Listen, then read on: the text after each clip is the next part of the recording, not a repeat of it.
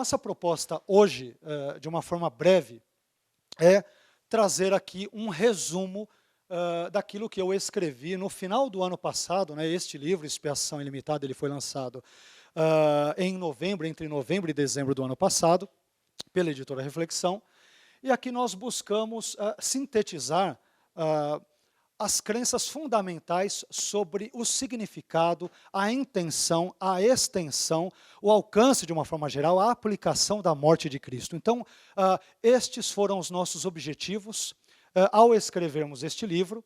É um livro que tem 160 páginas, nós não o escrevemos de uma forma muito mais detalhada, porque a proposta da editora, quando fomos convidados, foi trazer um material que fosse, de certa forma, introdutório, não que fosse também simplista, vamos assim dizer, mas que tivesse uma certa profundidade no seu argumento, na sua argumentação, mas que possibilitasse a introdução dos leitores neste assunto, que é um dos pontos, um dos 5 pontos dos chamados facts, né, em inglês, dos 5 pontos do arminianismo. E eu quero, juntamente com vocês agora, e com a permissão de vocês, quero discutir aqui ou apresentá-los um resumo mesmo, daquilo que escrevemos neste livro.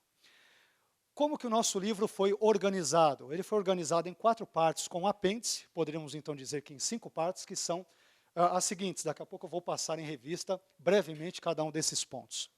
Primeiramente, nós falamos sobre o conceito de expiação na Bíblia, tanto no Antigo Testamento, quanto na Septuaginta, que é a tradução grega do Antigo Testamento hebraico, escrita em torno do 3º ao 2º séculos antes de Cristo.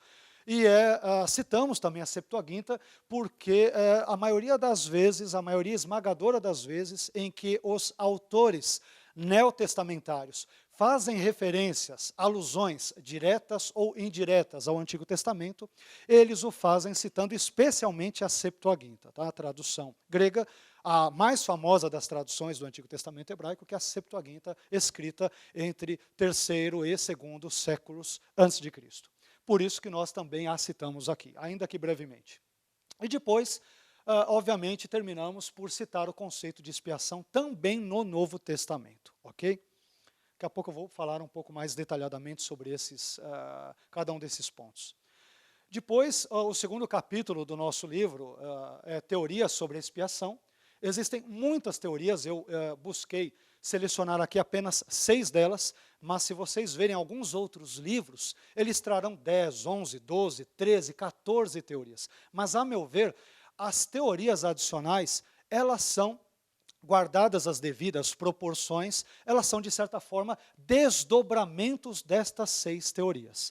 Por isso que, para não chover no molhado, ou para não querer ficar sendo redundante na minha fala, que eu optei por selecionar estas 6. Então, a recapitulação, a teoria do resgate pago a Satanás, do exemplo moral, especialmente relacionado ali com Pelágio e com os socinianos, daqui a pouco vamos falar um pouco mais sobre isso, a teoria da satisfação, relacionada a Anselmo de Cantuária na sua obra Cur Deus Homo, porque Deus se fez homem, famosa obra anselmiana. Depois, a teoria da substituição penal, ligada a vários teólogos protestantes, mas especialmente a Calvino, tá? E, finalmente, a teoria governamental de Hugo Grossio. Depois, no 3º capítulo, nós falamos sobre a expiação em Armínio, na remonstrância e também nos cânones de Dort. No último capítulo, falamos sobre, buscamos pelo menos responder a essa questão dupla: a Bíblia ensina a expiação limitada ou a expiação ilimitada. E, finalmente, nós apresentamos um apêndice, buscando ver aquilo que alguns dos mais importantes pais da igreja, aqueles que sucederam os apóstolos no 1º século, os pais da igreja, eles vivem entre o ano 100 até o ano 600 ou 650 depois de Cristo. Talvez alguma outra literatura os catalogará ou classificará até o ano 700 ou 750, isso é um pouco debatido ou debatível, mas o que nós temos aqui em mente é mais ou menos do ano 100 até o ano 700 depois de Cristo. Então, nós separamos a opinião de 22 pais da igreja sobre a expiação, como eles viam a expiação. E, de uma forma geral, nós vemos que eles eram favoráveis ao conceito daquilo que hoje nós chamamos, tecnicamente, de expiação ilimitada. Obviamente, eles não usaram essa nomenclatura que é recente, mas eles acabaram defendendo aquilo que hoje chama-se, tecnicamente, em teologia, de expiação ilimitada. Bom, indo agora para cada um dos nossos pontos, né, de uma forma um pouquinho mais pormenorizada, quando for possível. Quando falamos do conceito de expiação na Bíblia, nós começamos pelo Antigo Testamento, e nós temos 3 termos principais. Para quem não sabe, a minha formação, eu sou graduado em teologia, tenho meu mestrado em teologia, e a ênfase do meu mestrado foi em teologia bíblica no Novo Testamento. E no doutorado, que eu recém concluí agora em abril pela USP, eu busquei me concentrar no Antigo Testamento ou na Bíblia Hebraica. Então, sempre que vocês me verem ou ouvirem falar sobre qualquer assunto teológico, eu sempre buscarei falar primeiro sobre um elemento exegético ou bíblico. Porque, a meu ver, nenhuma teologia faz sentido se ela não partir da Bíblia, das Escrituras. Então, para mim, uma teologia, ela pode ser filosófica, qualquer outra área, até sistemática, mas ela tem que partir prioritariamente das Escrituras. Daí o porquê de começar citando estes elementos terminológicos. Então, nós temos 3 palavrinhas hebraicas, né? Você vai falar, isso aí parece grego, por enquanto não, agora é hebraico, né? E transliterado, obviamente, de uma forma simples, porque todos talvez não sejam versados no hebraico, e nem tem também, né, a obrigatoriedade de sê-lo para estar na palestra, mas, para facilitar, nós temos 3 palavrinhas, 3 verbos, né? Primeiramente, nós temos kafar, cujo significado básico é cobrir, proteger. Depois temos ali o verbo gaal, que tem um sentido básico de resgatar, remir ou libertar. E temos, por fim, o verbo hebraico padá, livrar, né? A ideia também de um livramento. Dentro destes 3 verbos, nós temos algumas subdivisões com 9 terminologias oriundas destes 3 termos, que nos ajudam a entender de uma forma mais ampla o espectro daquilo que significa expiação no contexto veterotestamentário. Primeiramente, em kafar, nós temos aqui o termo kiper, né? Aqui que é o termo que é usado para cobrir ou pacificar, fazer expiação. Então, quando Deus ele cobre o pecado de alguém, aqui é a ideia, ele expia, ele cobre o pecado no sentido de que nós, quando olhamos para o pecado, ou quando Deus olha para ele não o vê mais. Isto não quer dizer, obviamente, que Deus não seja onisciente, é uma figura de linguagem que aponta para o fato de Deus perdoar os pecados. E este perdão dos pecados, na linguagem hebraica, especialmente no termo kiper, ele transmite, primeiramente, o sentido de cobrir os pecados. Deus cobre os pecados quando um sacrifício é feito, sacrifício esse estipulado por ele mesmo. É claro que não é o sacrifício em si que cobre os pecados, mas o fato de o crente, no caso do Antigo Testamento, o israelita, temer a Deus e obedecê-lo, que faz com que ele tenha ali o seu pecado perdoado por Yahvé, ou por Javé, ou pelo tetragrama, ou qualquer outro nome que possamos atribuir ao Deus da Bíblia, conforme retratado no Antigo Testamento. Então, kiper, depois nós temos o termo hebraico kaporet, propiciatório. É interessante que o termo propiciatório, ele aponta para o local onde Deus se tornava propício ou favorável ao pecador. Por isso que vem o nome kaporet. A ideia de um lugar onde Deus cobre, né? Ele faz o seu kafar. No kaporet, Deus kafar, ele cobre o pecado das pessoas quando o sangue ali era derramado, o sangue de um novilho, de um animal sem mancha, sem mácula. Depois nós temos aqui o termo kofer, que tem um sentido de resgate ou de preço de uma vida. Kofer, ele apresenta, né, ou aponta para um termo legal que diz respeito ao material físico que é dado para que uma pessoa pudesse ser resgatada, redimida, ou em nome de uma pessoa presa, para que esta pudesse ser ali liberada.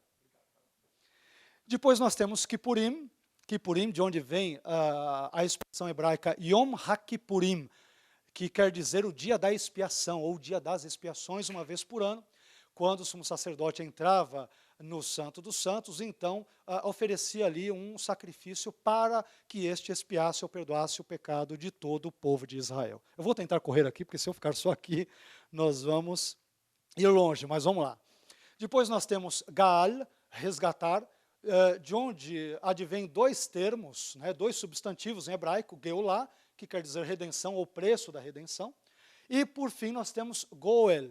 Deus ele é chamado muitas vezes no Antigo Testamento de Goel, ou libertador, o resgatador, aquele que livra o seu povo do pecado, de todas as mazelas, mediante a obediência destes, quando estes o obedecem nos elementos sacrificiais, na sua lei, e especialmente depositam a sua fé nele, e nos sacrifícios ou nos meios de perdão do pecado que Deus estipulou, a saber, os vários sacrifícios veterotestamentários.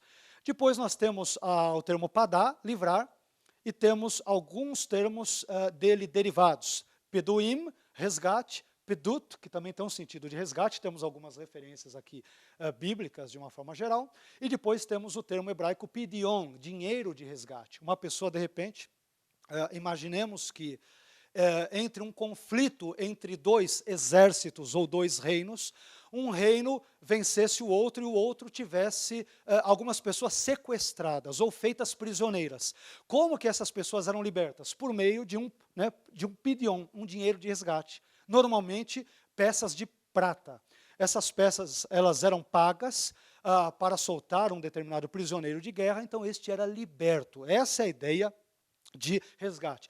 Percebam algo interessante, que a ideia de resgate, por meio das terminologias gerais do Antigo Testamento, a terminologia hebraica, ela aponta tanto para expiação, para a remoção do pecado ou do mal, como ela vai apontar para outros aspectos que envolvem a propiciação.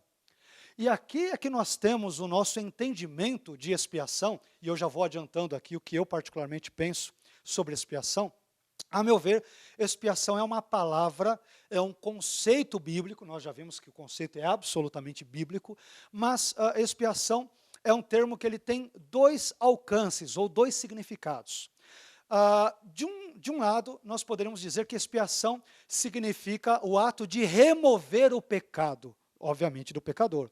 E por outro lado, nós vemos que a expiação ela também tem um sentido de você provisionar o perdão ou de propiciar a divindade irada, no caso, Deus. Então você remove o pecado e ao mesmo tempo você torna Deus favorável diante do pecador quando este recebe os benefícios do sacrifício sobre si. Então aí nós temos os sentidos básicos e fundamentais de expiação.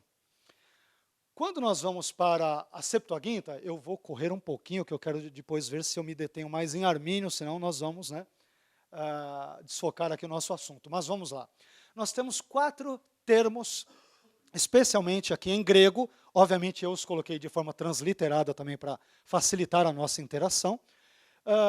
E esses 4 termos, eles têm relação com o termo hebraico que eu citei no slide anterior, kiper, né? Ou com todos os termos oriundos do verbo hebraico kafar, citados aqui no primeiro quadrinho no slide anterior. Então, nós temos esse nome aqui que parece um palavrão, né? Exilaskomai, que quer dizer tornar-se propício, apaziguar ou expiar, que aparece algumas vezes na Septuaginta. Temos hilaskomai, que quer dizer também propiciar e apaziguar. Quando o sacrifício é feito, qual é a ideia? A divindade, no nosso caso Deus, o Deus da Bíblia, ele que outrora estava irado conosco por causa do nosso pecado, por meio do sacrifício, e também no nosso caso como cristãos, por meio do sacrifício de Cristo, Deus então ele se torna propiciado, ou ele é apaziguado, ele se torna favorável ao pecador, com quem outrora ele tinha uma demanda em termos judiciais, vamos assim dizer. Depois, nós temos aqui o termo hilasterios, propiciatório, que tem relação com o hebraico kaporet, né? Kaporet em hebraico, em grego é hilasterios, nada mais do que isso. E por fim, exilasma, que tem o sentido de sacrifício expiatório ou resgate. Então são termos que trazem muitas semelhanças, termos gregos, que trazem muitas semelhanças com os termos hebraicos vistos no slide anterior. Depois disso, nós vemos no Novo Testamento No Novo Testamento eu busquei usar alguns conceitos, e nós poderemos ver a morte de Cristo no Novo Testamento, especialmente por meio destes 5 conceitos. Poderíamos usar uma outra metodologia para entendermos o significado teológico da morte de Cristo, mas nós optamos por ver estes 5 aqui selecionados. O primeiro deles, a morte de Cristo ela é vista como um sacrifício. Isso é muito claro para nós cristãos, né? Já na primeira citação aqui em João 1:29, quando João Batista vê Jesus no deserto vindo na sua direção, ele diz, olha, esse é o Cordeiro de Deus que tira o pecado do mundo. Quer dizer, Jesus é retratado como um Cordeiro de Deus. E depois essa mesma linguagem de Cordeiro de Deus, ela é repetida no próprio contexto em João 1:36. Então, fora o fato de o próprio Jesus morrer na cruz como sacrifício de Deus em prol da humanidade, já aponta para um elemento sacrificial que funciona como um leitmotiv, ou seja, um fio condutor que perpassa, que atravessa toda a Escritura, começando com Gênesis e terminando ali em Apocalipse. Bom, o segundo conceito é o conceito de redenção, ou seja, a morte de Cristo ela é retratada como um preço pago pelo resgate, mas talvez alguém aqui, já imaginando uma possível inquirição, pergunte, espera um pouquinho, né? Ou se tivermos algum irmão calvinista entre nós, ele pode talvez perguntar, espera aí, mas se há um preço pago em resgate, por que a pessoa não é efetivamente resgatada? Nós já vamos ver isso logo, logo, quando vermos a perspectiva do próprio Jacó Armínio sobre a redenção, como Armínio enxergava a redenção. Quando chegarmos lá, eu responderei mais apropriadamente essa pergunta. Em terceiro lugar, a morte de Cristo é vista como uma vitória sobre o mal. Isso é interessante porque nós temos aqui o texto clássico de Colossenses 2, 14 e 15, que diz que ele, na cruz, despojou os principados e potestades. Há uma linguagem com base nos elementos culturais oriundos do contexto do Novo Testamento, quando um determinado imperador, um chefe de um batalhão, ele conquistava um determinado reino. Nós às vezes aprendemos sobre isso até na escola dominical. Era comum haver um cortejo das pessoas que eram prisioneiras, e estas pessoas, então, elas passavam, ou passeavam na cidade num desfile público, sendo humilhadas, vituperadas pelo fato de terem sido conquistadas pelo povo vencedor. Essa é a linguagem de Colossenses 2, 14 a 15. Jesus na cruz é como se fosse, ele é retratado como um general, que vence Satanás, os demônios, todas as hostes das trevas, e, consequentemente, como que se desfilasse triunfantemente, ele se mostra como vencedor sobre o mal, sobre Satanás, sobre os demônios e sobre o pecado também. Depois, temos a linguagem da reconciliação, onde a morte de Cristo é retratada em termos de um relacionamento que outrora ele havia sido cortado por causa do pecado, mas por meio do sacrifício de Cristo, e especialmente quando cremos nesse sacrifício, os benefícios de Cristo, da sua morte vicária, nos são aplicados graciosamente por Deus. Depois, poderíamos dizer também que a morte de Cristo funciona como uma revelação, e aqui estou empregando uma linguagem joanina, uma linguagem extraída do Evangelho e das epístolas de João. Nesse caso, a morte de Cristo tanto revela a natureza de Deus, um Deus todo amoroso, todo benevolente, todo gracioso, que tem prazer generosamente em salvar a humanidade pecadora, embora tenha estipulado a condição da fé para que possa salvá-la. Então, nós temos esse aspecto da natureza de Deus e temos também o aspecto que aponta para o homem pecador. Então, textos como João capítulo 1, versículos 4 e 5 vão revelar um Deus gracioso e, ao mesmo tempo, o homem pecador. E o que este Deus gracioso, ao longo do Evangelho e das Escrituras, fez em prol da humanidade pecadora. Bom, agora nós vamos entrar aqui nas teorias sobre a expiação. Algumas teorias eu vou tentar aqui passá-las um pouco mais brevemente, mas primeiramente a teoria da recapitulação. A teoria da recapitulação está relacionada aqui com Irineu, especialmente, não só com ele, mas com outros pais da igreja. E um dos textos clássicos de Irineu sobre isso, quero lê-lo aqui com vocês, é esse aqui, onde ele diz o seguinte, abre aspas: quando Cristo se encarnou e se fez homem, ele recapitulou em si toda a longa série dos homens, dando-nos em resumo a salvação, de forma que o que tínhamos perdido em Adão, isto é, a imagem e semelhança de Deus, o recuperássemos em Jesus Cristo. Aqui nós não concordamos com Irineu com o fato de o homem ter perdido a imagem e semelhança de Deus. Mesmo após o pecado, o homem continua com esta imagem e semelhança, por mais que esta tenha sido deturpada, vituperada, prejudicada, maculada, todavia ele continua com ela. Caso contrário, ele não seria homem. Seria um demônio, seria qualquer outro tipo de criatura, mas não seria um ser humano. Mas quando falamos aqui sobre a questão da recapitulação, nós vemos que este termo, ele surge do grego, né, especialmente vindo do latim. Primeiramente nós temos o latim recapitulatio, e depois nós temos o grego anakephalaioses, que é um termo que aparece 2 vezes apenas no Novo Testamento, em Efésios, em Romanos, e que aponta para o fato de que Jesus, ele reencabeçou, ou ele se tornou o novo cabeça da humanidade. Aonde o primeiro Adão desobedeceu a Deus e, portanto, foi punido, Cristo, Jesus, como o segundo Adão, por obedecer ao Pai, ele reúne toda a humanidade diante de si, possibilitando-lhe a salvação. Obviamente, esta salvação não é automática.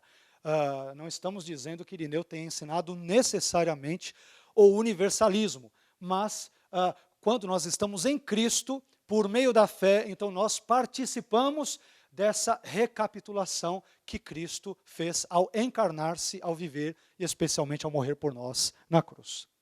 Tudo bem, gente? Estou indo muito, muito rápido. Estou tentando aqui abreviar o tempo, porque nós começamos um pouquinho depois, né? Então estou tentando correr um pouco. Qualquer coisa, vocês me dão um toque aí. Bom, em segundo lugar, nós temos o resgate, a teoria do resgate pago a Satanás. Orígenes, especialmente, tem o seu nome vinculado com essa teoria. Orígenes diz o seguinte, abre aspas, a quem Cristo deu a sua vida em resgate de muitos, ele aborda isso no seu comentário feito a Mateus, capítulo 20, versículo 28. E ele responde, certamente não a Deus. Poderia então ser ao maligno? Pois ele, o maligno, estava nos mantendo seguros até que o resgate fosse dado a ele, ou seja, ao maligno, ao diabo. Isto é, a vida de Jesus. É claro que nós não concordamos de forma alguma com Orígenes, no que diz respeito a esse ponto de vista, né? Não faz o menor sentido biblicamente, mas é importante nós entendermos que qual era a ideia de Orígenes. A ideia era que a humanidade pecadora, ao pecar, ela se tornou refém de Satanás. Esta era uma das concepções teológicas do período do 2º ou 3º século, época esta em que Orígenes vive. Mas nem todos, obviamente, concordavam com ele. Aliás, nem devemos concordar, né? Porque o resgate, ele é pago a Deus. A pessoa ofendida com o nosso pecado foi Deus. Então, nada mais justo, correto, óbvio, coerente do que esse resgate ser pago a Deus e não a Satanás. Então, respeitamos Orígenes no seu pensamento, mas discordamos veementemente dele, entendendo que quando a humanidade peca, a pessoa que é ofendida ou agredida nesse aspecto, na sua santidade, na sua justiça, é Deus. Então, o resgate devia ser pago a ele. Em terceiro lugar, nós temos aqui a teoria do exemplo moral, que ela é ensinada, por exemplo, por Pelágio, e depois aprofundada pelos socinianos, os seguidores de Fausto Socinos, que vive ali em meados da própria Idade Média, entre séculos X, XI, XII, por ali. E aí Pelágio vai dizer, abre aspas, após a luz de sua vinda de Jesus, temos sido instruídos pela graça de Cristo e renascidos como homens melhores, purificados e limpos por seu sangue, e aí ele diz, encorajados por seu exemplo, não somente o exemplo da vida, das obras de Jesus, mas especialmente com o exemplo da cruz. Encorajados por seu exemplo a perseguir a justiça perfeita.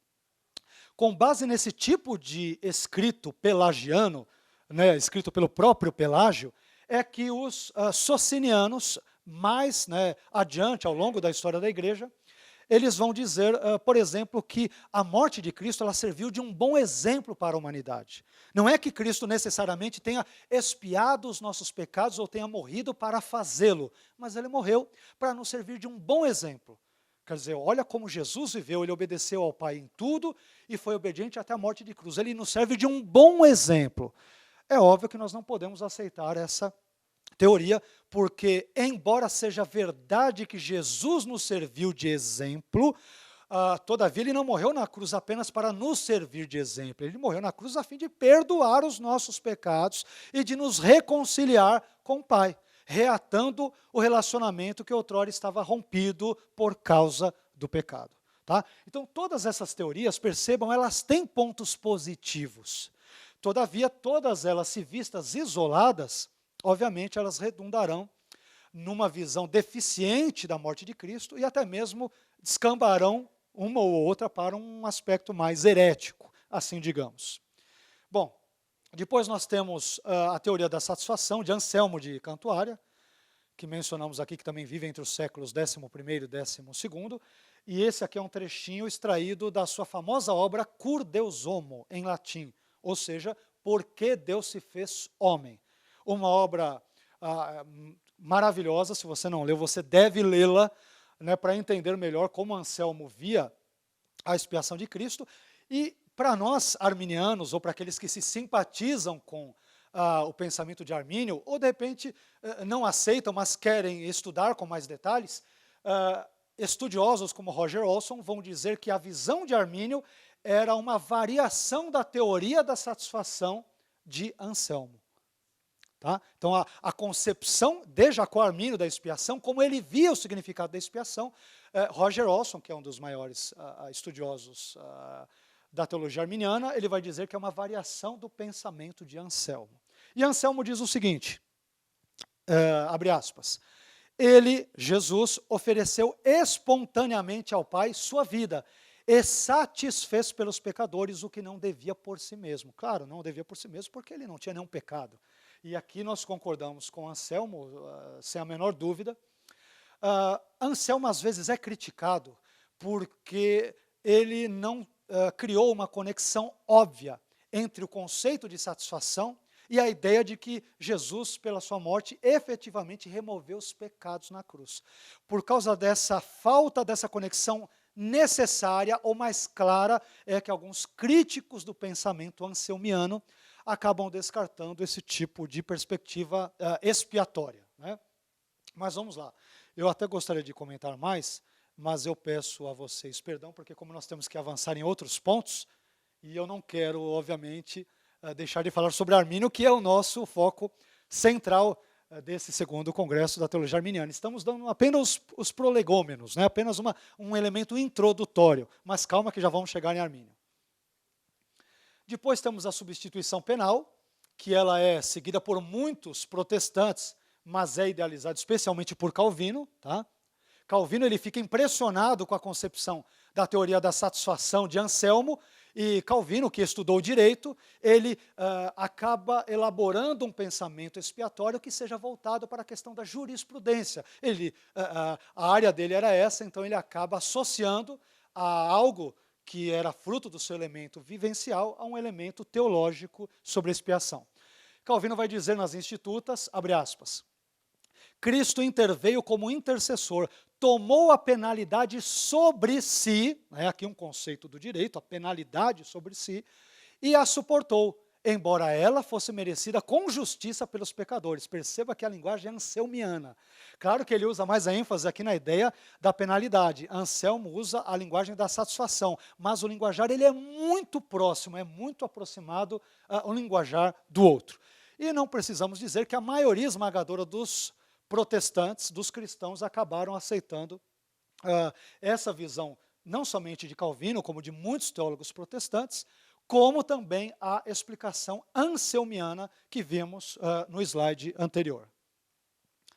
Finalmente, nós temos a teoria governamental de Hugo Grossio, que era também um estadista, né, uma pessoa versada com muitas questões públicas, e ele vai dizer o seguinte, abre aspas, ele, Deus, determinou que Cristo deveria, ao suportar a mais severa tortura e uma sangrenta e ignominiosa morte, pagar a pena por nossos pecados, para que, sem prejuízo à exibição da divina justiça, nós pudéssemos ser libertos mediante a intervenção da verdadeira fé da punição da morte eterna. O pensamento de Grocio ele é muito criticado, porque, antes de tudo, porque essa teoria é chamada de governamental. Grocio, como um estadista, uma pessoa pública, ele via Deus como governante moral do universo. E como o homem pecou, Deus, antes disso, ele havia criado uma lei, e essa lei dizia, a alma que pecar, esta morrerá. Mas, ao mesmo tempo, Grocio argumenta, como Deus ele era benevolente, ele não quis punir todas as pessoas. Por isso, ele fez com que todo o pecado do mundo viesse cair sobre Cristo, para que esse elemento moral do mundo pudesse ser recuperado. Só que ele não entra muito em detalhes sobre como isto se deu. Ou, pelo menos, não vincula a morte de Cristo dentro desse elemento governamental, explicando como ela, de fato, tiraria o pecado dos crentes e assim por diante. Por isso que essa teoria também ela é vista como incompleta ou falha e, portanto, muitos a criticam ou não concordam com ela. Bem, agora vamos para Armínio, né? Aqui tem uma foto de Armínio, ele foi flagrado num dos cafés ali da Holanda, na época, tiraram uma selfie dele, então ele está aqui, né? Claro que não, mas nós temos aqui uma gravura muito famosa de Armínio, e nós vamos ver como que Armínio entendia de uma forma geral, claro, nós não temos um tempo, infelizmente, hábil para isso, mas como ele entendia a expiação. E alguns elementos, sem querendo, para usar aqui a linguagem de Chaves, lá do Chapolin, nós vamos ter que entrar em algum aspecto que envolve a perda ou não da salvação. Ainda bem que o Stanley não está aqui para me ouvir, né, para não corrigir. Espero que ele não veja depois desse vídeo, essa filmagem, mas se eu entendi bem Armínio, então nós vamos ver como Armínio entendeu alguns aspectos com relação à perda da salvação, que tem a ver com a expiação, motivo pelo qual eu citarei aqui esse ponto. Mas vamos lá. Primeiramente, Armínio, no seu primeiro volume das suas obras, aqui coloquei ali o item, aqui primeiro aqui o volume, né, das obras de Armínio, depois a página onde isso se encontra em português. Em algum momento eu usei o texto português, em outros eu usei o texto em inglês, como a tradução do latim, por achar que a tradução das obras de Armínio, feita pela CPAD, em algum momento, a meu ver, elas pecam em alguma terminologia. Por isso que eu usei, pelo menos aqui o inglês ou o latim seria bem melhor. Tá? Mas vamos lá. Abre aspas. Vejamos vejam que interessante. Armínio, ele linka, ele relaciona, ele vincula a questão da presciência à questão da expiação das pessoas que são alvos da morte de Cristo. Então, vejam o que ele diz na primeira das suas obras, no primeiro volume. Abre aspas. Deus decretou salvar e condenar certas pessoas em particular. Até aqui parece bem calvinista, né? Agora vamos ver a continuação, né? Calma que não é não. Este decreto tem o seu embasamento na presciência de Deus, pela qual ele sabe desde toda a eternidade que tais indivíduos, por meio de sua graça preventiva ou preveniente, creriam e por sua graça subsequente perseverariam. E do mesmo modo, pela sua presciência, ele, Deus, conhecia aqueles que não creriam nem perseverariam. Então, olha que coisa aqui interessante, né? Conforme nós vemos aqui tem um detalhe interessante. Armínio, quando ele comenta aquele famoso texto de Romanos, no capítulo 8, versículo 29, né, aos que dantes conheceu, a estes também predestinou, sabemos ali que o termo grego, para antes conhecer, o termo grego prognosco, ele é interpretado por alguns, especialmente por nossos irmãos calvinistas, como se Deus tivesse amado de antemão, ou eleito de antemão, ou algo do gênero. Agora nós temos algo interessante. Sempre que nós analisamos o termo grego prognosco, que aparece 5 vezes no Novo Testamento, aparece, se não me falha a memória, mais 2 vezes no livro apócrifo de sabedoria, e mais uma vez, pelo menos, no Pastor de Hermas, sempre o sentido básico, fundamental, primevo do termo grego prognosco é saber ou conhecer de antemão. Nunca há uma tradução, aliás, nunca vi nenhum dicionário, pelo menos nenhum dicionário ou léxico de grego sério, que traduza prognóstico com a ideia de amar de antemão, eleger de antemão, fazer qualquer outra coisa. O sentido básico, etimológico, e que pode ser atestado nas 5 ocorrências do Novo Testamento e na literatura extra-bíblica, é conhecer de antemão. Tá? Estou partindo primeiro da exegese para depois vermos a questão teológica. Então aqui nós temos um ponto importante. E aí, Armínio vai dizer que Deus conhece de antemão aqueles que ele amou previamente, considerando-os como seu. Ele analisa o Romanos 8, 29 com base no versículo 28, e a meu ver Armínio está correto, a exegese dele é correta. E ele vai dizer, aqueles então que ele conheceu de antemão são aqueles que ele amou. Mas estes que amou são aqueles que ele previu que pela graça creriam nele. Então tudo volta para a presciência. Então essa é uma das tônicas do pensamento de Armínio. Depois ele vai dizer algo que tem tudo a ver com o nosso tema, expiação ilimitada. Agora sim vamos entrar de uma forma muito clara no assunto. Armínio diz, abre aspas, no terceiro volume das suas works, das suas obras, ele diz, Cristo morreu por todos, sem nenhuma distinção entre eleitos e reprovados, ou réprobos. Ele morreu por todos. Aí você fala, pera um pouquinho, mas como que pode? Por que Armínio diz isso? Deus morreu por todos, né? Tanto pelos eleitos como também pelos réprobos. Porque os eleitos, né, ou os réprobos, de uma forma geral, eles não são vistos como pessoas já destinadas à salvação ou à perdição desde a eternidade passada por um decreto, digamos que arbitrário. Não, estas pessoas só se tornam eleitas ou reprovadas no tempo após a sua fé em Cristo ou a sua incredulidade contumaz até o fim da sua vida em Cristo. Então, uma pessoa não se torna eleita ou reprovada do nada, ela se torna de acordo com a sua fé em Cristo ou a sua incredulidade contumaz, de modo que se ela morrer nessa condição de incredulidade, ela então será definitivamente perdida. Por isso que ele pode dizer com segurança que Cristo morre pelas pessoas sem nenhuma distinção entre eleitos e reprovados, porque Deus não criou ninguém para ser eleito e reprovado. Estas pessoas é que se tornam eleitas ou reprovadas de acordo com a sua resposta de fé ou incredulidade, mesmo a graça de Deus proporcionando-lhes a possibilidade da salvação. Esse é o pensamento, de uma forma obviamente resumida, de Armínio. Depois, ele vai dizer o seguinte, aqui algo que até num debate recente, num programa aqui de TV, eu participei, eu citei, então vocês vão ver que a minha declaração ali, quem assistiu, ela é mais arminiana do que nunca. Olha só o que Armínio diz, abre aspas, não existe, em minha opinião, e eu faria coro com ele, diria nem na minha, né, nenhuma passagem em toda a Bíblia em que possa ser provado, sem nenhuma controvérsia, que a palavra mundo significa os eleitos. Isso ele diz na terceira obra, página 334. O que ocorre?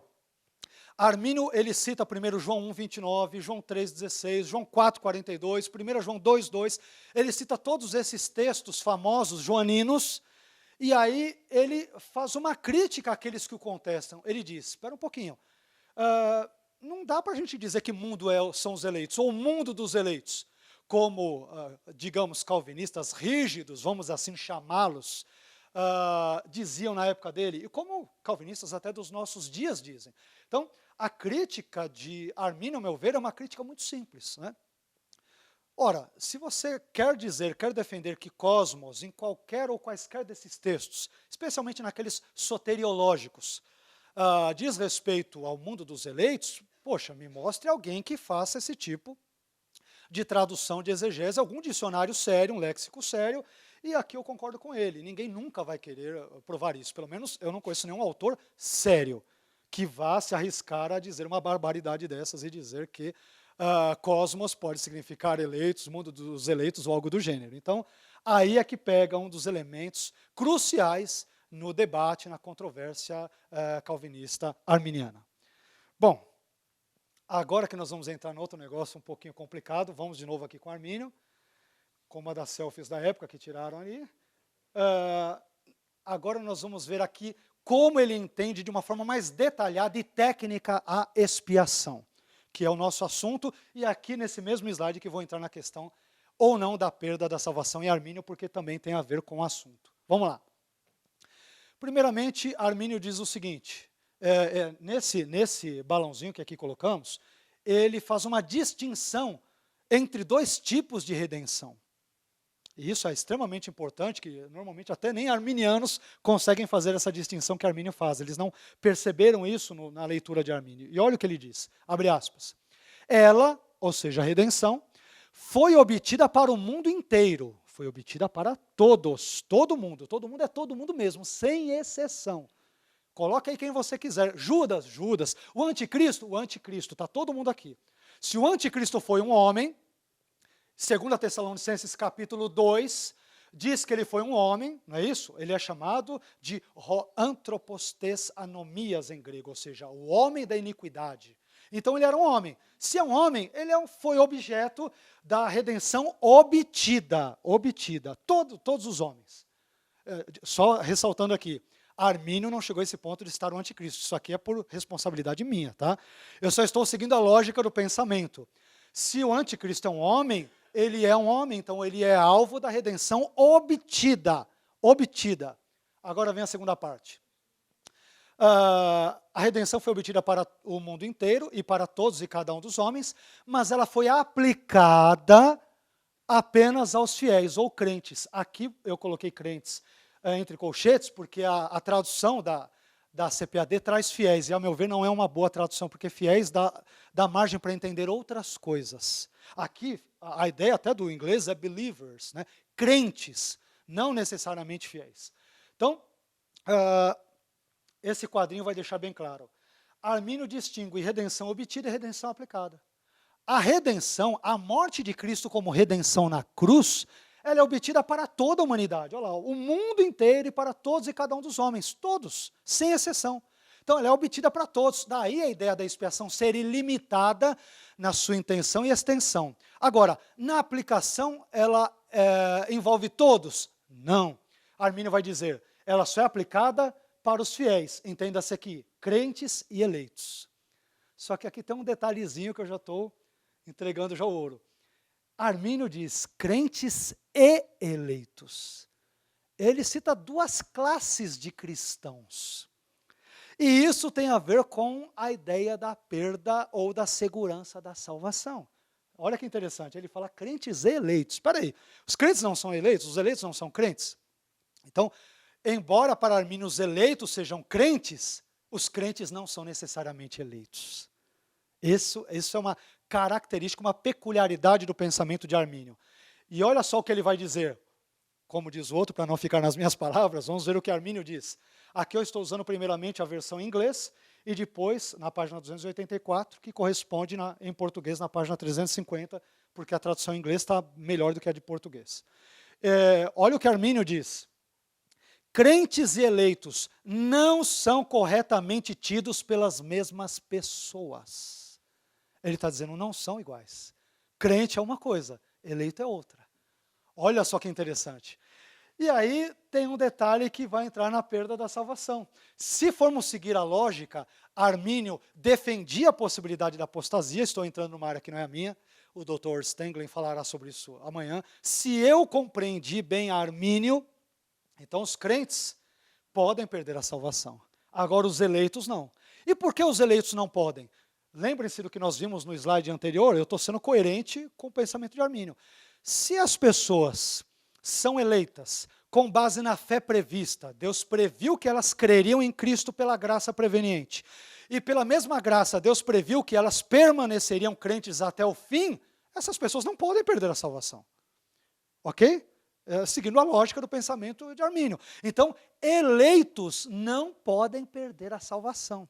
Quem pode perder, diria Armínio? Os crentes. Por que os crentes podem perder a salvação? Porque Deus previu que eles creriam em Cristo pela graça, mas não previu que permaneceriam crendo até o fim de suas vidas. Ok? Então nós temos essa distinção entre crentes e eleitos. Eleitos, obviamente, não tem como perder a salvação. Se eles foram eleitos pela presciência, Deus previu que creriam e que permaneceriam crendo até o fim. Não tem como perder. Ok, o raciocínio é correto. Agora, e aqueles casos em que as pessoas perdem a salvação Nós temos vários textos na Bíblia, né? Hebreus 6, 4 a 6, 1 Timóteo 4, 1, muitos apostatarão da fé. Se alguém apostata da fé, é porque um dia ele esteve na fé. Ninguém apostata de algo no qual ele nunca esteve. Aqui é que caberia a ideia dos crentes. São crentes verdadeiros, creram realmente em Cristo, mas não permaneceram, não prevaleceram na sua fé em Cristo. Portanto, Deus não os pré-conheceu como permanecendo e, portanto, não foram eleitos. É a lógica resumida do pensamento de Armínio. Não sei se o Dr. Stenglen amanhã ele entrará nesse aspecto, se ele fará essa distinção, mas se eu não entendi mal Armínio, aqui é que nós temos uma dica bem interessante, uma particularidade bem interessante do pensamento dele. Bom, na remonstrância, eu vou tentar aqui correr mais um pouco. Aqui eu só estou citando o segundo artigo da remonstrância, os remonstrantes que foram os herdeiros intelectuais e espirituais do legado deixado por Armínio. Os remonstrantes, de uma forma geral, eles seguiram à risca o pensamento de Armínio. Vocês vão ver isso pelo postulado deles, pela proposição filosófico-teológica deles. E olha o que eles dizem. Cremos que, em concordância com isto, eu coloquei entre parênteses para explicar aqui, ou seja, em concordância com o primeiro artigo da remonstrância, segundo o qual Deus estabeleceu um plano eterno e imutável de salvar ou não, com base na fé e incredulidade previstas, acabamos de ver isso no slide anterior. Então, cremos em concordância com isto, que Jesus Cristo, o Salvador do mundo, morreu por todos e cada um dos homens. Aí a ideia da extensão da expiação. Ele morreu por todos os homens, mulheres, indistintamente. De modo que obteve para todos, mas olha o que ele diz, obteve. Lembra a redenção obtida, redenção aplicada. A obtenção é para todos, a aplicação é só para os que creem. Por isso que a gente não pode perder a linguagem dos remonstrantes. Então, morreu por todos e cada um dos homens, de modo que obteve para todos, sem exceção, por sua morte na cruz, reconciliação e remissão dos pecados. Só que todos estes são salvos? Não, Armínio continua. Contudo, de tal modo que ninguém é participante desta remissão, o pensamento de Armínio revinculado aqui com a visão dos remonstrantes, ninguém é participante desta remissão, senão os crentes, aqueles que creem. Isso é tão interessante, se vocês me permitem uma observação de cunho exegético aqui, João 3,16 fala muito mais do que nós muitas vezes lemos nele. O famoso texto de João 3,16, famoso desconhecido texto de João 3,16. Nós o citamos, mas não entendemos exatamente o que ele diz. Quando João diz lá, porque Deus amou o mundo de tal maneira, deu seu Filho unigênito, para que todo aquele que nele crê não pereça, mas tenha vida eterna. Aquele que nele crê, ou que crê em grego, é uma expressãozinha grega, hopisteuon, que aparece ali num tipo de tempo verbal que aponta para uma continuidade da ação. Isso poderíamos traduzir de uma forma bem literal o seguinte: para que todo aquele que continuamente nele crê, não pereça, mas tenha vida eterna. Não sei se você já prestou atenção, mas João 3,16 é mais arminiano do que nunca. Né? Não é só aquele que crê, para aquele que continuamente crê nele, não pereça, mas tenha vida eterna. Olha só. Estou falando de exegese do grego. Se você duvida, leia a gramática de Daniel B. Wallace, que é um gramático calvinista. Ele vai dizer que em João 3,16, hopisteum, ele está num tempo verbal que aponta para uma ação contínua. Ou seja, os que são salvos efetivamente, não é só quem creu uma vez lá e do nada se desviou, para usar o nosso linguajar, ou se apostatou. Não, é aquele que continuamente crê pela graça de Deus. Ok? Então vamos lá, só um tira-gosto exegético. Bom, vou tentar aqui correr, vamos lá.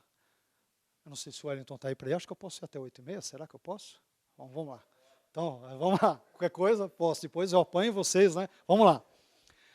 Gente, por enquanto está dando para entender em geral, eu às vezes estou correndo um pouquinho, até porque nós começamos um pouco atrasado, por isso que eu estou correndo, me perdoem, tá? Por isso que eu estou atropelando alguns assuntos, infelizmente, para querer privilegiar outros, tá? Bom, Cânones de Dort, que é um documento contra-remonstrante, que vai buscar criticar ali os elementos de Armínio, o pensamento de Armínio, dos seguidores de Armínio, dos remonstrantes. Os Cânones de Dort, eles vão dizer primeiramente no capítulo 1 e artigo 6, olha só um detalhe que nós arminianos vemos como uma gritante contradição. Olha o que ele diz primeiro. Cânones de Dort, capítulo 1, artigo 6, documento calvinista. Deus nesta vida concede fé a alguns, enquanto não concede a outros. Até aí, vamos lá. Aí depois no capítulo 2, artigo 6, no capítulo seguinte, primeiro disse, Deus nesta vida concede fé a alguns e não concede a outros. Em seguida, capítulo 2, artigo 6, olha o que vai dizer. Por que alguns que ouvem o evangelho não creem? A resposta está lá, né? Já disse lá que ele dá fé para uns e outros não. A resposta. Muitos que têm sido chamados pelo evangelho, a chamada geral, não se arrependem nem creem em Cristo, mas perecem na incredulidade. Sim, e daí? E o que mais? Isto não acontece por causa de algum defeito ou insuficiência no sacrifício de Cristo na cruz, mas por culpa deles próprios. Espera aí, você não me deu fé, você não me deu capacidade para crer, não derramou a sua graça irresistível sobre mim, a culpa é minha? Espera aí, mas deixou claro, ele concede fé a alguns e não concede a outros, e depois a culpa é deles próprios. Como assim? No dia do juízo, Deus, o Senhor não me deu a graça para vir, a culpa é minha, mas, desculpe, mas o Senhor está um pouquinho contraditório, me perdoe, mas esse retrato da divindade é um pouco contraditório. O Senhor não me dá e a culpa é minha por não ter tido aquilo que o Senhor não me deu. Legal isso, né? Bem interessante. Agora, aqui nós temos um argumento da insuficiência no sacrifício de Cristo. Armínio rebate isso. Normalmente vocês já ouviram uma frase muito gasta, típica dos nossos queridos irmãos calvinistas, que dizem o seguinte, que a morte de Jesus é suficiente para todos, mas é eficiente apenas para os eleitos, né? Cansamos de ouvir isso. Esse argumento é absolutamente falacioso. E sabe quem desmonta a falácia? É o próprio Armínio. Olha o que Armínio diz. Porque quando você ouve, é suficiente para todos, você espera, se é suficiente para todos, então Jesus morreu por todos. Na lógica de Armínio, o suficiente é aquilo que é dado para todos. Se não é dado para todos, não pode ser suficiente para eles. E olha o que ele vai dizer. Armínio, na terceira obra, página 330 em português, ele diz, olha só, abre aspas, a morte de Cristo seria um preço suficiente. Ele matou a charada. Seria um preço suficiente pelos pecados do mundo inteiro, se Deus tivesse desejado que ela fosse oferecida para todos os homens. Mas não é o que um calvinista diz. O calvinista consistente, ele jamais aceita que Jesus tenha morrido por todos. Alguns tentam dizer que sim, como Carson, como Piper, de uma forma inconsistente, tentam, por meio de um artifício semântico, dizer que sim, mas o calvinismo consistente vai dizer não, ele não morreu por todos. E aqui Armínio diz, espera um pouquinho, seria suficiente se ele tivesse morrido por todos. E ele vai concluir, pois se ela, a morte de Cristo, não é um resgate oferecido e pago para todos, na verdade não é um resgate suficiente para todos, pois o resgate, conclui Armínio, é aquilo que é oferecido e pago. Se ele não ofereceu para todos, como que foi pago por todos? Como que é suficiente para todos? Imagine você, e agora eu que estou usando uma ilustração minha, simples, não simplista, mas imagine você 10 pessoas que estão acamadas num leito de hospital. Essas 10 pessoas, para se verem totalmente curadas e não morrerem, precisam, cada uma das 10, de 1 litro de sangue. Aí você imagina alguém que chegue ali e tem os 10 litros de sangue, 1 litro para cada uma das 10 para que estejam curadas, libertas ali daquela enfermidade. E aí você tem isso, mas você dá só para 5. Você tem ali a suficiência, você tem os 10 litros, mas você dá só para 5, mas depois diz que deu para os 10. 5 morreram. 5 não receberam o seu sangue. Não, mas era suficiente para eles. Era suficiente, você não deu. Você guardou o sangue no armário, você guardou lá no ambulatório, você não deu para eles o sangue. E depois eles serão culpados por não responderem em fé a um sangue que nunca foi intencionado ser derramado por eles? É a lógica de Armínio, e a meu ver a lógica dele é simples e perfeita. Então é nesse sentido que ela é a morte de Cristo. A redenção é obtida para todos, mas só é aplicada em alguns. Em quem? Naqueles que creem pela graça de Deus. Bom, já estou aqui no finalzinho. Nós temos alguns versículos usados pelos nossos irmãos calvinistas para provar a expiação limitada. Depois, se você quiser ver mais, por favor, leia o meu livro, né?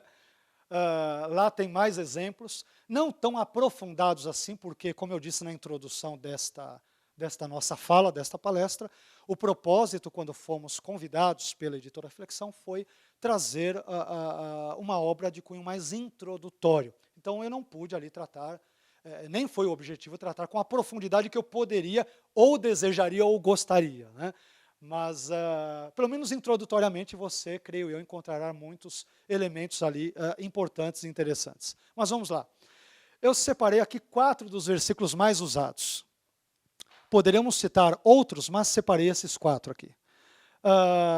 Vamos lá.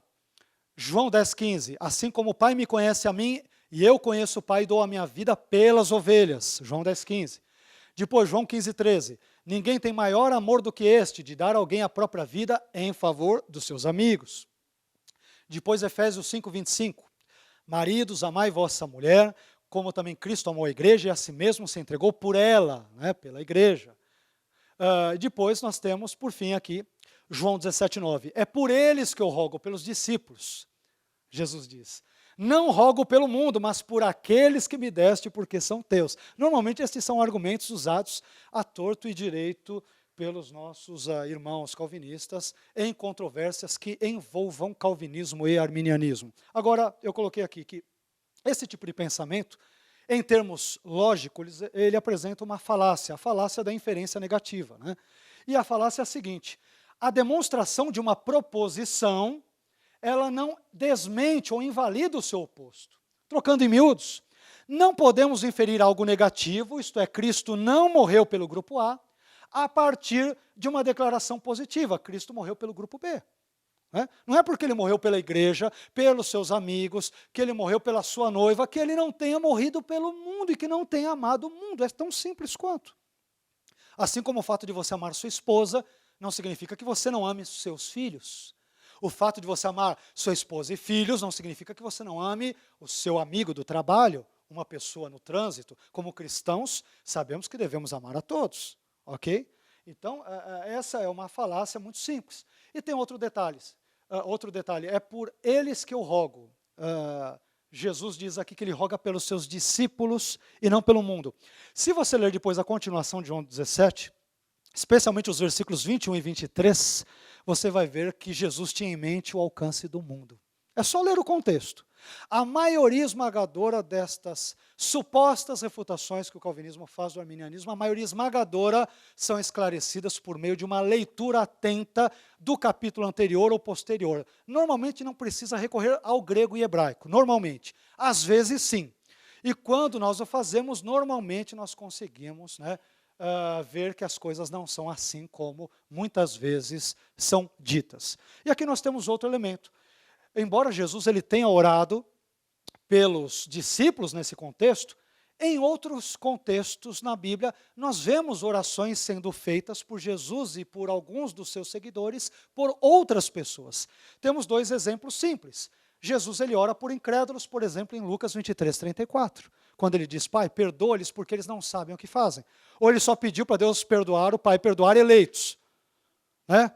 Eu não vejo ali a palavra grega eclektoi. Pai, perdoa os eclektoi, os eleitos. Não, Pai, perdoa eles, esses que estão me crucificando, que estão colocando a coroa de espinhos, enfiando a lança em meu peito. Perdoe porque eles não sabem o que fazem. Será que não tinha nenhum não eleito ali?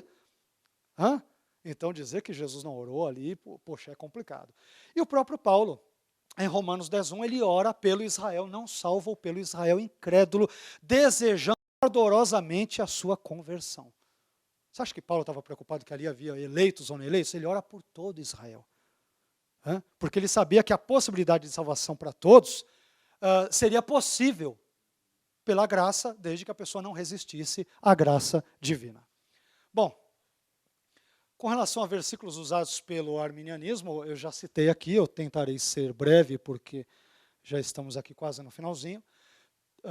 Eu citei apenas 2 versículos, obviamente nós não temos como abranger toda a gama de textos escriturísticos que venham nos auxiliar neste sentido, mas separei 2.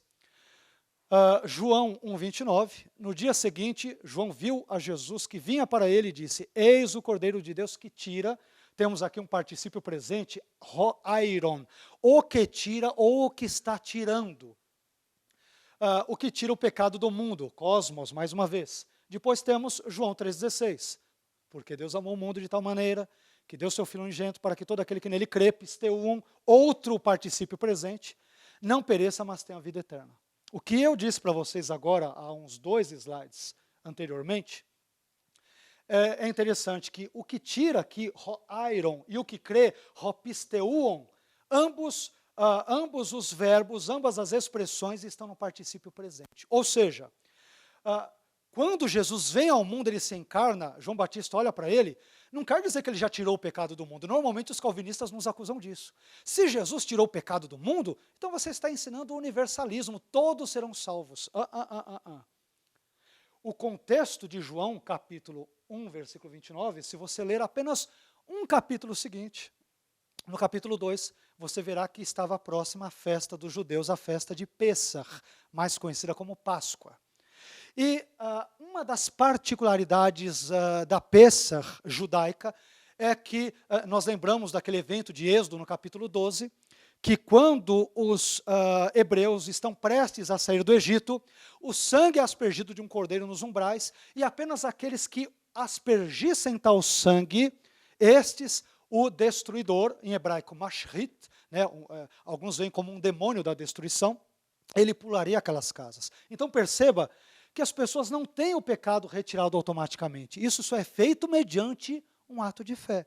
No Egito as pessoas tiveram que crer em Deus, tiveram que crer em Yahvé, pela sua graça, obviamente, e ao fazê-lo, essas pessoas então seriam abençoadas, passando o sangue nos umbrais e batentes, vergas, enfim, de suas portas. Então há um elemento condicional. O contexto de João 1,29 é condicional. E como vimos agora há pouco, João 3,16 também. Nós vimos que Deus ele ama o mundo de tal maneira que dá o Filho unigênito para que todo aquele que continuamente crê. Não é? Você ouve um dia a mensagem do Evangelho, creu, e mais para frente você, por N motivos, apostata da fé, que você foi eleito, diria Armínio. Então a ideia aqui do texto grego, hopisteuon, é aquele que continuamente crê. Deus morre e ele salva especialmente aqueles que continuamente creem nele e no sacrifício expiatório, vicário, substitutivo, fornecido pelo seu Filho na cruz. Ok? Então aqui nós comentamos estes. Já estou quase na conclusão. Esse é o nosso último slide.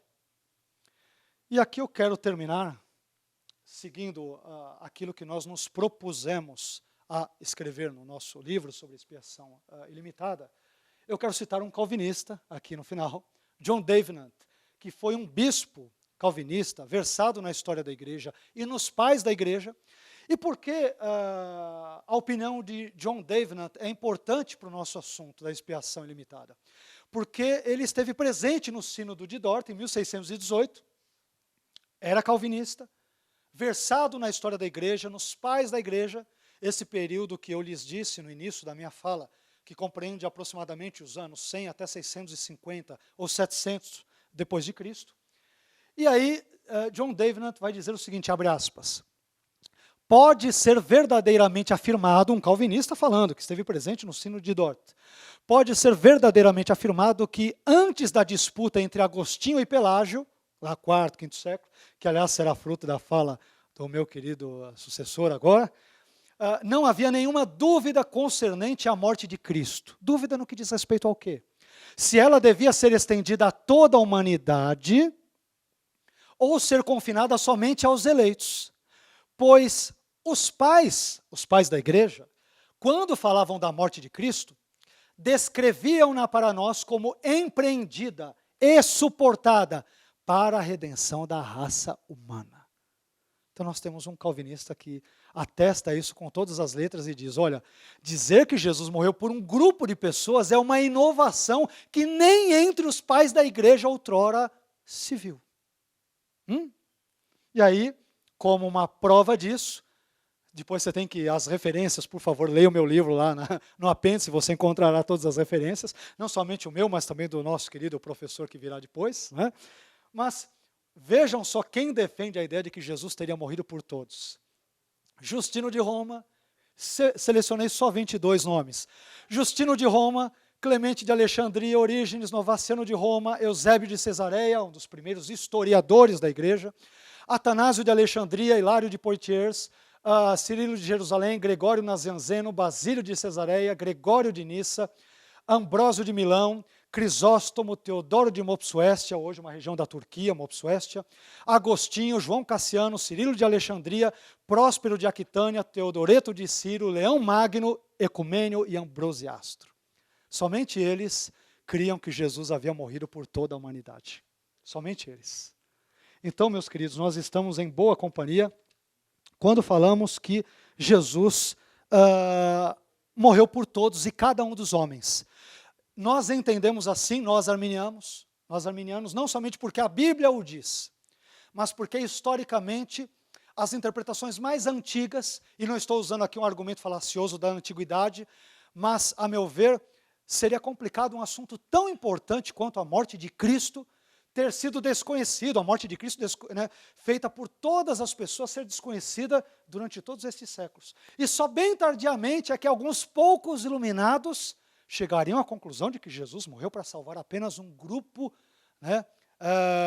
muito bom, da última Coca-Cola do deserto, para que estes pudessem ser salvos.